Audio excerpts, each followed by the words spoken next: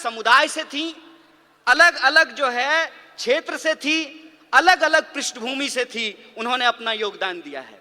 इस देश के इतिहास को अगर हम देखें तो आप महात्मा गांधी के योगदान को भुला नहीं सकते हैं। सबसे ज्यादा जो एंटी कॉलोनियल मूवमेंट पूरी दुनिया में हुआ, महिलाओं को आंदोलन से जोड़ने का काम अगर किसी व्यक्ति ने किया तो उस व्यक्ति का नाम महात्मा गांधी है। और आप देखिए कि देश को आजाद कराने के लिए, अंग्रेजों को इस देश से भगाने के लिए महात्मा गांधी जी को कस्तूरबा गांधी को छोड़ने की जरूरत नहीं पड़ी।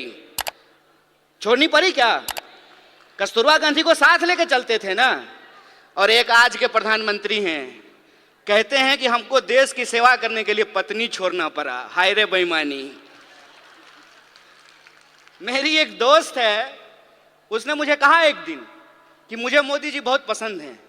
हमने कहा कि तुमको हम ना पसंद हैं यह बात कोई दिक्कत नहीं है, लेकिन तुमको अगर मोदी जी पसंद हैं तो एक बात हम तुमको कहना चाहते हैं, ईश्वर करें कि तुमको मोदी जैसे ही पति मिले।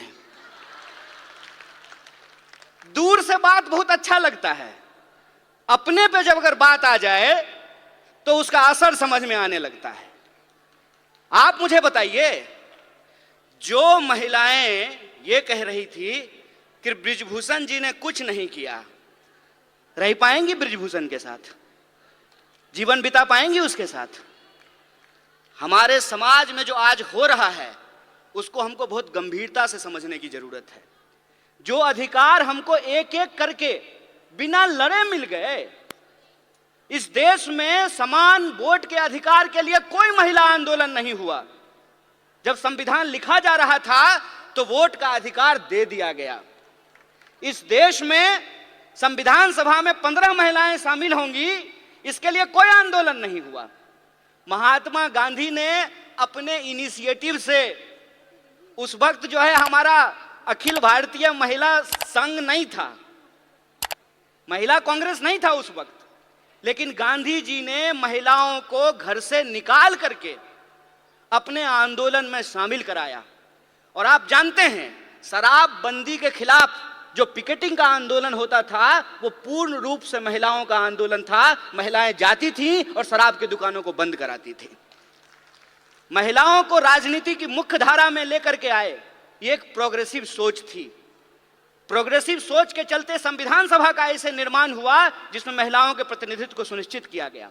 और यह प्रोग्रेसिव डेमोक्रेसी थी कि अमेरिका में आज तक, अमेरिका कहता है ना कि हम दुनिया का सबसे मॉडर्न देश हैं, मॉडर्निटी का ठेकेदार हैं, अमेरिका में आज तक कोई महिला राष्ट्रपति नहीं बन पाई है। और हमारे यहाँ महिला राष्ट्रपति बनी और उसी आधार पे भाजपा को कहने का यह हक मिला कि हम एक आदिवासी को राष्ट्रपति बना रहे हैं। बोलिए, लेकिन प्रश्न यह है आज हमारे सामने कि एक आदिवासी को अगर इस देश का राष्ट्रपति बनाया गया है तो मणिपुर में जब अत्याचार हो रहा था तो माननीय राष्ट्रपति ने अपने मुंह पे क्यों चुप्पी साध रखी है? यह राजनीतिक चुनौती है। इस राजनीतिक चुनौती को हमको समझना पड़ेगा और हम यह बात समझें कि विंग बनाने का यह मतलब नहीं होता है कि हम गुलदस्ता हैं, कि नेताजी आने वाले हैं तो 4 महिला को बुला करके वंदे मातरम गवा देते हैं। हम गुलदस्ता नहीं हैं कि भीड़ में जो है आप आगे में 4 लोगों को बिठा करके हमको सजा दीजिएगा। हम तेज पत्ता हैं कि बिरयानी में ऊपर से डाल दीजिएगा और जब खाने लगेगा तो निकाल दीजिएगा।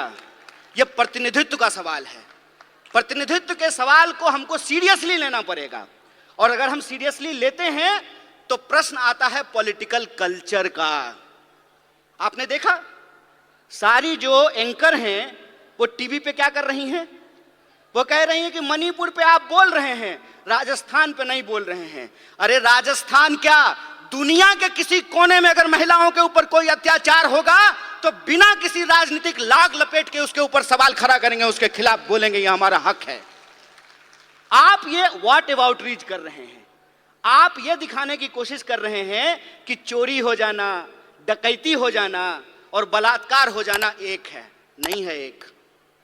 किसी का पर्स मारा गया और किसी के साथ बलात्कार हुआ, ये दोनों अपराध एक है क्या?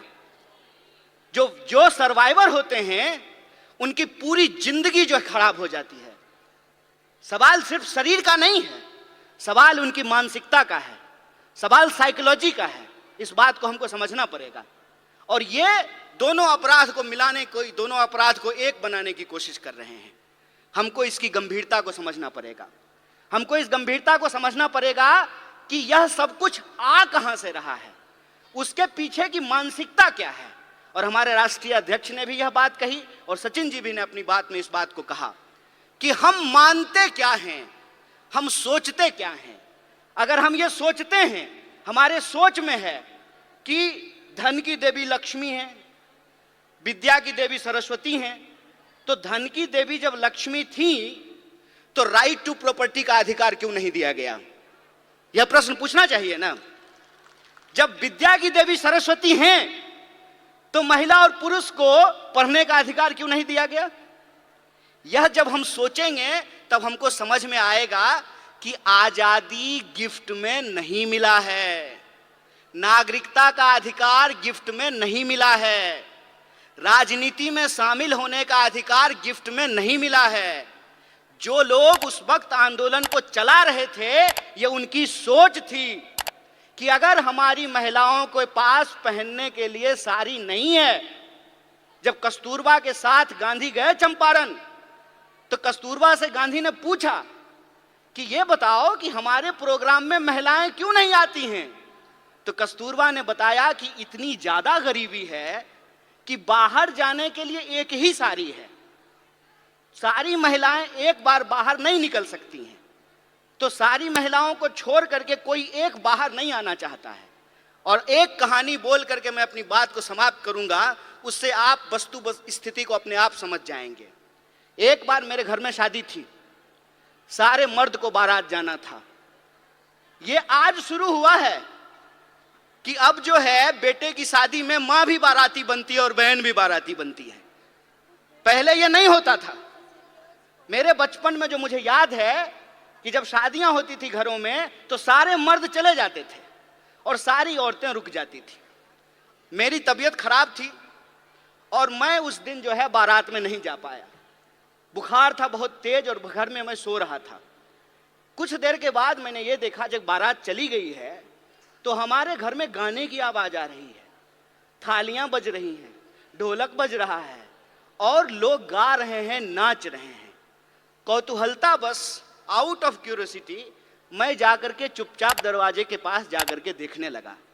और मुझे इतना आश्चर्य हुआ कि जिस मां ने मुझे 9 महीने पेट में रखा, अपनी एक एक सांस दी, खून दिया, पसीना दिया, 9 महीने पेट में रख करके पैदा किया, रोज खाना खिलाया, पखाना साफ किया, पढ़ाया लिखाया, वो मेरी मां गाती है ये मुझे मालूम ही नहीं था। वो मेरी बुआ जिसकी गोद में मैं पला, वो बुआ जो है डांस करती है मुझे पता ही नहीं था। और वो जो एक फोक कल्चर है, वो फोक कल्चर इतना